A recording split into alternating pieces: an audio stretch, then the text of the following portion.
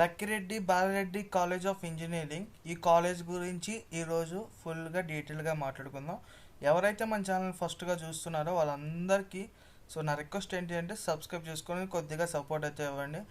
మీరు ఈ వెబ్సైట్ రాయబోతున్నారు కాబట్టి ముందుగా అందరికీ ఆల్ ద బెస్ట్ అండి. ఒకవేళ వెబ్సైట్ అయిపోయి ఉంటే ఈ వీడియో చూసేసరికి మీరైతే మంచి కాలేజీలో సీట్ తెచ్చుకోవాలని మనస్ఫూర్తిగా అయితే కోరుకుంటున్నాను.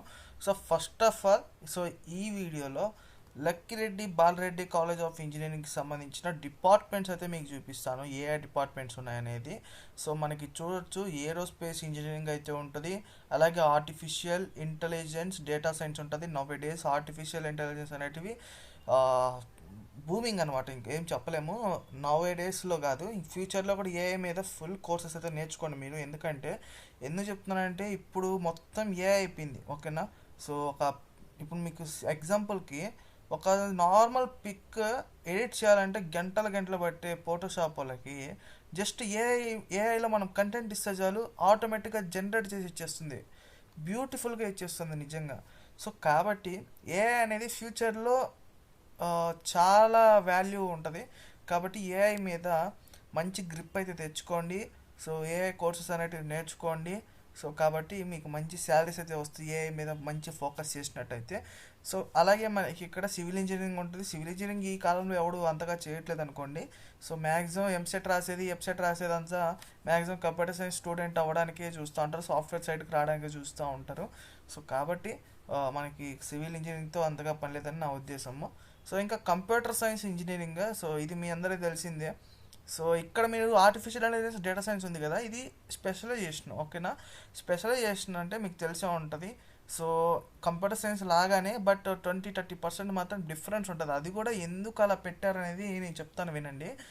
Once upon a time CSC computer science అనేది ఒకటి ఉండేది, బట్ సీట్లు అనేటివి ఎక్కువ లేవు, ఓకేనా.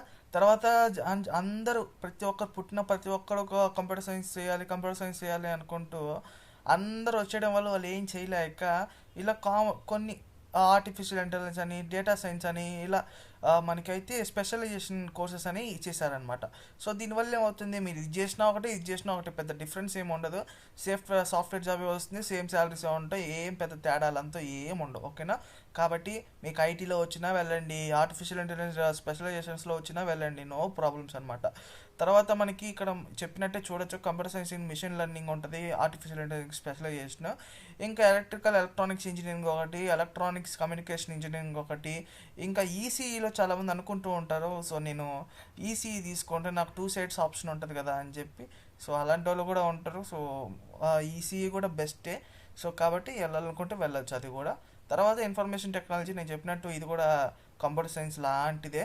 ఒక 80-90% అనేది సేమ్గానే ఉంటుంది. సిలబస్ అంతా కొద్దిగా అటు ఇటుగా ఉంటుంది అంతే, బట్ సేమ్ శాలరీస్ ఉంటాయి, సేమ్ కంపెనీసే హైర్ చేసుకుంటాయి. ఇది కూడా కంప్యూటర్ సైన్స్కి సంబంధించిన మాత్రమే, ఓకేనా. నెక్స్ట్ వచ్చేటప్పటికి మెకానికల్ ఇంజనీరింగ్ అండి. మెకానికల్ ఇంజనీరింగ్ గురించి మనం చెప్పాల్సిన అవసరం లేదు, అది ఎప్పుడో పడిపోయింది. ఈ మధ్యకాలంలో మెకానికల్ ఇంజనీరింగ్కి వాల్యూవే లేకుండా పోయింది, ఎవడు జాయిన్ కూడా చాలామంది జాయిన్ అవ్వట్లేదు కూడా. కాబట్టి చూసుకోండి, మెకానికల్ ఇంజనీరింగ్ కూడా ఒకప్పుడు మంచిదే, బట్ ఫ్యూచర్లో మెకానికల్ ఇంజనీరింగ్కి మళ్ళీ పెరిగే ఛాన్సెస్ ఉంటుందని నా ఒపీనియన్ అన్నమాట. నెక్స్ట్ వచ్చేటప్పటికి మాస్టర్ ఆఫ్ బిజినెస్ అడ్మినిస్ట్రేషన్. ఇది వచ్చేటప్పటికి మనందరికీ తెలిసిందే. ఎంబీఏ కోర్సు, ఇవి మనకి సంబంధం లేని విషయాలు. కాబట్టి ఇదనమాట డిపార్ట్మెంట్స్. నెక్స్ట్ వచ్చేటప్పటికి కాలేజ్లో ప్లేస్మెంట్స్ ఎలా ఉంటాయి అనేది కూడా మనం డిస్కస్ అయితే చేద్దాము. వీడియోని ఎవరైనా చూస్తుంటే, ఇప్పటివరకు చూస్తుంటే సబ్స్క్రైబ్ చేసుకోండి, ఓకేనా. ఇక్కడ మీరు చూడండి, ఇది ప్లేస్మెంట్ స్టాటిస్టిక్స్. మనం ఇక్కడైతే చూస్తూ ఉన్నాము, 2023-24 కింద త్రిబుల్ఈకి అయితే మనకి 155 ప్లేస్మెంట్స్ అయితే వచ్చాయని వీళ్ళు చెప్తూ ఉన్నారు. అలాగే మనకి మెకానికల్కి 129, అలాగే ఈసీఈకి 155, సిఎస్సికి 128 అయితే వచ్చాయని వీళ్ళు చెప్తున్నారు. ఐటీకి అయితే 66 అయితే వచ్చాయని చెప్తున్నారు అనమాట. మనం ఇందాక చూసుకున్నట్టయితే ప్లేస్మెంట్స్ ప్యాకేజెస్ ఎలా ఉంటాయి అనేది కూడా నేను చెప్తాను. ప్లేస్మెంట్స్ ప్యాకేజెస్ వచ్చేటప్పటికి 3.5 to 6 lakhs మధ్యలో అయితే ఉంటుంది యావరేజ్గా ప్యాకేజ్ అయితే. అది కూడా మీరు చూసుకోండి. టోటల్గా మనకి చూసుకుంటే ఈ మాస్టర్స్తో అంతా కలిపి దాదాపు 894 ప్లేస్మెంట్స్ అయితే వచ్చాయని వీళ్ళు చెప్తా ఉన్నారనమాట. సో కాబట్టి కాలేజ్ అయితే బాగానే ఉంది. సో ఎవడైనా జాయిన్ అవ్వాలనుకుంటే హ్యాపీగా జాయిన్ అవ్వచ్చు. సో ఇంకోటి ఏంటంటే, మీరు కాలేజీలో జాయిన్ అయ్యేటప్పుడు చాలామంది అనుకుంటూ ఉంటారు, సో నేను హైయెస్ట్ ఈ కాలేజ్, ఇంకోటి ఏంటంటే మనకి హైయెస్ట్ ప్యాకేజ్ కూడా ఇక్కడ చూడొచ్చు మీకు క్లియర్గా. ఇక్కడ వీళ్ళు మెన్షన్ అయితే చేసినారు. సో టీసీఎస్లో కూడా 50 మెంబర్స్ అయితే క్యాంపస్ ప్లేస్మెంట్లో సెలెక్ట్ అయ్యారు. అలాగే మనకి టాప్ రిక్రూటర్స్ అయితే ఉన్నారు. టీసీఎస్, అసెంజర్, ఓకే, మనకి టెక్ మహేంద్ర ఉంది. ఇలా పెద్ద పెద్ద కంపెనీస్ అయితే కూడా మనకి ఉన్నాయన్నమాట.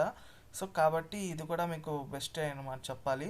సో ఇంకా హైయెస్ట్ ప్యాకేజ్ వచ్చేటప్పటికి 16.5 ల్యాక్స్ అంట హైయెస్ట్ ప్యాకేజ్ వీళ్ళు ఎక్కడైతే మెన్షన్ చేసినారో.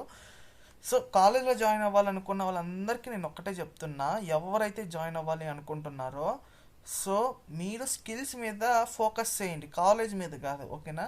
స్కిల్స్ మీద ఫోకస్ చేస్తే ఆటోమేటిక్గా మీరు ఇంటర్వ్యూ క్రాక్ చేయగలుగుతారు, జాబ్ అయితే మీకు వచ్చేస్తుంది. సో అది మెయిన్గా గుర్తుపెట్టుకోండి. సో అలాగే వీళ్ళు ఇక్కడ చూడొచ్చు క్లియర్గా, వీళ్ళు కూడా ఇచ్చిన్నారు మనకి కంపెనీస్, అలాగే ఎంతమంది సెలెక్ట్ అయ్యారు ఇవంతా కూడా మనకి ఇచ్చినారు. ఒకసారి చెక్ అయితే చేసుకోండి. టోటల్గా 820+ ప్లేస్మెంట్స్ అయితే వచ్చాయన్నమాట 2023-24 కింద. సో ఈ వీడియో మీకు అర్థమైంది అనుకుంటున్నా. వీడియో నచ్చితే లైక్ చేయండి, సబ్స్క్రైబ్ చేయండి.